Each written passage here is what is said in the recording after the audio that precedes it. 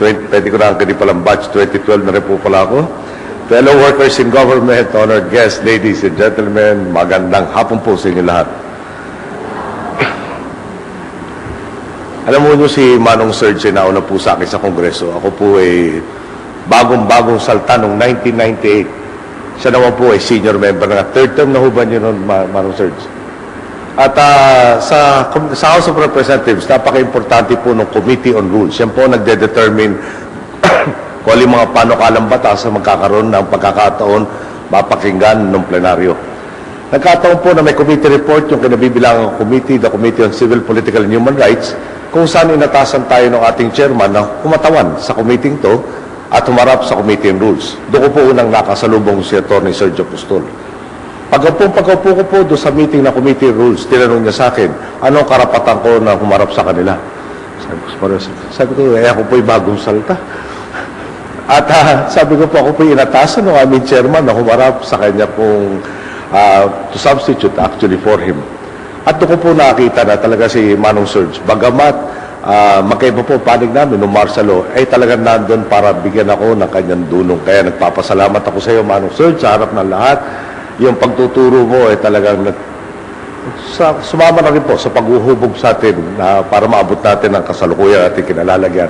Kaya ulitin ko po, maraming salamat po sa mga ibinahagi sa ating mga panahon nagkasama sa Kongreso at sa labas.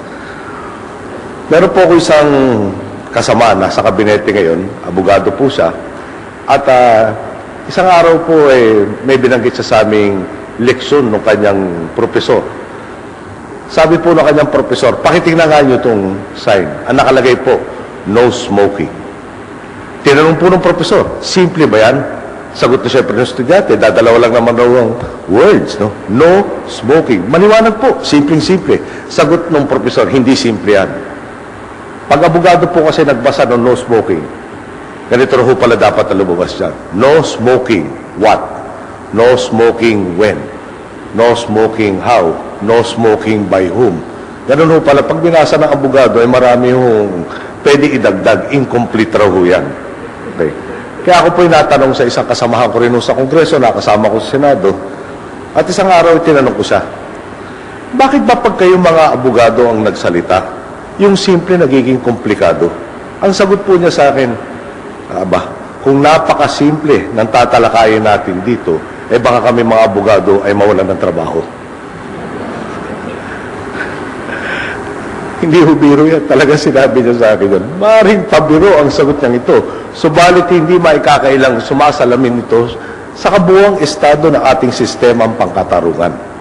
Sa mga nagdaang taon, tila ba ang batas ay naging eksklusibong pribilehiyo ng iilan na para bang ang bawat probisyong inilahad sa ating saligang batas ay mga salita't titik lamang na kinakarambola ayon sa kagustuhan ng mga maestrado at abogado. Bawat naging pangulo ng bansa ay sumumpa sa kanyang tungkulin. Ang itaguyod ang katarungan para sa lahat. Kaya nga po mismong sila sa paghahangad ng tunay na hustisya ay dumulog din sa kataas-taasang hukuman. Pinunan ng dating Pangulong Manuel L. Quezon ang hudikatura sa mabagal nilang paglilitis tuwing ang maralita ang kasangkot habang palagi namang may apurado silang desisyon para sa may kaya at makapangyarihan. Isang halimbawa pa po, si dating Pangulong Diosdado Macapagal ang mismong humirit sa Korte Suprema ukol sa mga midnight appointment. Dahil marami sa mga bakanting pwesto sa pamahalaan ay pinunan bago bumaba ang sinundan niyang si Pangulong Carlos Garcia. Balikan nga po natin. Bakit ba kailangan ng isang sistema ang pangkatarungan? Ano nga ba ang silbi ng saligang batas? Malamang po, marami ang maghahain ng komplikadong sagot sa mga tanong na ito. Ngunit di po ba, sa pinakamalalim na sulok ng puso natin, alam natin na ang saligang batas ay isa lamang kalipunan ng mga alituntunin na sinang-ayunan at napagkasundaan ng taong bayan upang magsilbing gabay kung paano sila mamumuhay at makikitungo ng tama, patas at makatarungan sa isa't isa. At sa panimulang bahagi pa lamang ng ating konstitusyon, malinaw na kung ano ang bukal at kung sino ang nararapat na pagtuunan ng kapangyarihan nito, ang sambayanang Pilipino po. Ngunit ano po ba ang nangyayari ngayon? Tila nakagawian na ng ilan na palabuin ng malinaw at guluhin ang usapan. Bibigyan ko po kayo ng ilang halimbawa para maliwanag po ito. Narinig na po siguro natin ang katagang justice delayed is justice denied. Mismong saligang batas po ay nagtakda ng taning para maggarantya ng mabilis na paglilitis ng mga kaso. Nakasaad sa Article 8, Section 15 ng ating Constitution, ang lahat ng mga usapin o bagay na idinulog ay kinakailangan pasyahan o lutasin sa loob ng 24 na buwan mula sa petsa ng pagkakadulog nito para sa kataas-taasang hukuman at maliban na lamang kung iklian pa ng kataas-taasang hukuman 12 buwan para sa lahat ng mga nakakababang hukumang kolelyado at 3 buwan para sa lahat ng iba pang mga nakababang hukuman. Kahit po hindi eksperto si Juan de la Cruz, maintindihan ang nakasaad sa ating konstitusyon sa sandaling maisumite ang panghuling pleading o memorandum na itinakda ng hukuman ang nakasampang kaso ay dapat mapagpasahan o malutas sa loob ng 2 taon.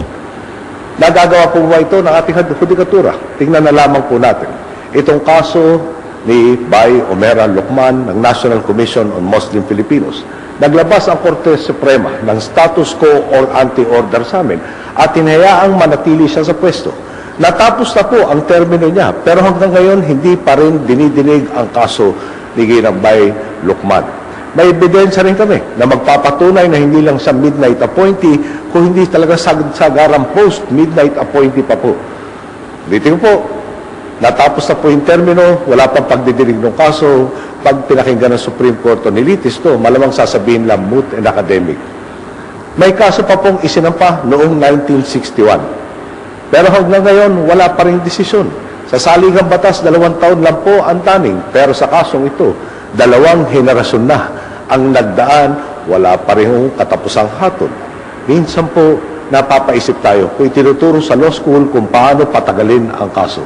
Tila po ba isa itong paligsahan at kailangan minimum ng 6 na taon ang adjudication bago ka makakwalify sa patimpalak nilang ito. Magtungo naman tayo sa kaso po ng Bangko Pilipino. Baka ilang beses na po itong isinalba ng Estado, pero ngayon po, tila bangkarote na naman. May 3 West na didinig sa kaso ito sa Court of Appeals. 2 sa kanila po nag-inhibit.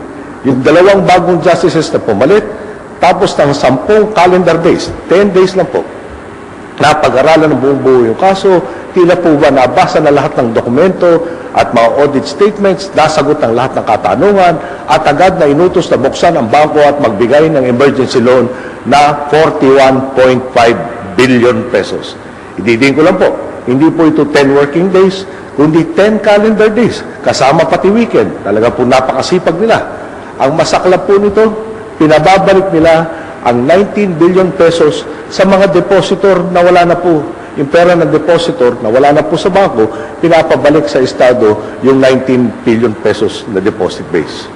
Aba, hindi ba trabaho nilang ingatan ang mga nakadeposito sa kanila? Ito pong bangko. Saan po ito napunta? Naglaho na parang bula. Mantakin po ninyo, ang ginugugol natin sa pabahay itong huling taon para sa mga sundalo at pulis, 4 billion pesos, kapalit 21,800 na bahay. Ngayon, 41 billion pesos ay pinabibigay ng Korte Suprema, ay ng Court of Appeals sa Bangko Pilipino. 10 times po sa halaga ng housing project natin para sa pulis at kasunduluhan last year. Katumbas po nito ang 218,000 na pabahay. O halos kalahati po ng kabuuang bilang ng informal settlers sa National Capital Region. Mahirap naman pong pagsabayin na gastusan ang Bangko Pilipino at ang pabahay na yan. Questionable rin po ang hatol ng mababang hukuman sa isang proyekto ng DPWH sa Mindanao. Sa halip na matutukan ng DPWH ang kanilang tungkulin na kumpunuhin ang mga kalsada, tulay, lalo't lamang itong naantala dahil inobliga sila ng hukuman na magbayad na mahigit 218 million pesos para sa road right-of-way. Kahit na ang ipinakitang patunay ng umaangkin ng lupa ay isang matagal nang kanseladong Certificate of Title. Titignan po yung preba, kanseladong certificate, magbabayad si Juan at Juana de la Cruz 218 million pesos. Hindi pa una kontento ang husgado, naglabas na agad sila ng writ of execution. Hindi na nila hinayaan pang marinig ang panig ng gobyerno.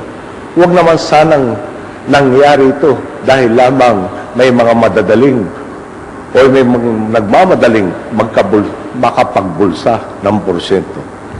Malabo rin po ang desisyon ng Korte Suprema tungkol sa paggawa ng mga distrito.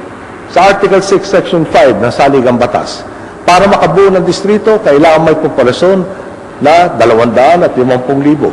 At kailangan din po, merong uniform and progressive ratio. Lilinawin ko lang po, uniform, ibig sabihin siyempre, pantay-pantay. At progressive ratio, papaunlad na pagdami. Pero nakakapagtaka pong may isang distrito sa Camarines Sur na may mahigit 176,000 lamang ang populasyon. Pero pinayagan nilang itong mabuo bilang hiwalayan na distrito. Ang dahilan nila, yung 250,000 para lamang daw po sa pagbuo ng distrito sa lungsod, hindi po sa probinsya. Kaya pag probinsyano ka na hindi lungsod, hindi kailangan 250,000. Pag nasa lungsod ka, kailangan 250,000. At sa kanilang pong pananaw, yan po ay uniform. Sa CEU yata, uniform, pantay-pantay. Anyway, ito nga ho ba ang kanilang uniform and progressive ratio? May decision din sila na yung unang 250,000 lamang ang pinag-uusapan sa bugbuo ng distrito. At kapag sumobra ka, pwede ka na ulit bumuo ng panibagong distrito maski na hindi ka kumuha ng another 250,000. Yan po ay doon sa kaso sa Makati. Sabi ko, nagdedebate po kami sa Senado, maganda po yan 250,000 yung una, yung pangalawa, pwedeng isang tao na lang. Dahil basta lumampas ng 250,000. At yun po, ang sinagot sa atin, gano'n daw po, unang 250 lang. Ano ba talaga ang basihan nila? Nakasalalay ba ito sa populasyon, gaya ng malinaw na nakasaad sa konstitusyon, o nakabase ito sa sariling interpretasyon ng mga hukom? Tingnan naman natin itong preliminary injunction na inilabas ng Regional Trial Court para mapawalang bisa ang fact-finding committee para sa investigasyon ng dating NBI Director na si Magtanggol Gatdula at ilang pang kawani ng kanilang ahensya. Tandaan po natin ang pinaratangan ng krimen at ang pinagdududahan dito ay bahagi po ng National Bureau of Investigation. Ang pangunahin pong kawani ng pagpatupad ng ating pong batas. Natural lang na para maibalik ang tiwala mo sa akusadong opisyal at sa pamunuan ng ahensya at ng buong ahensya, kailangan po ng investigasyon.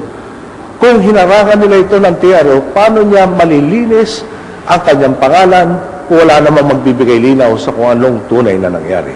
Ngayon pa man, nagpapasalamat na rin po tayo dahil TRO lang at hindi status quo anti-order ang inilabas ng RTC. Kung mangyari po ito, sama-sama po tayo magdadasal kay St. Jude na sana talagang inosente lahat ng pinaratangan dahil ipababalik sila sa pwesto.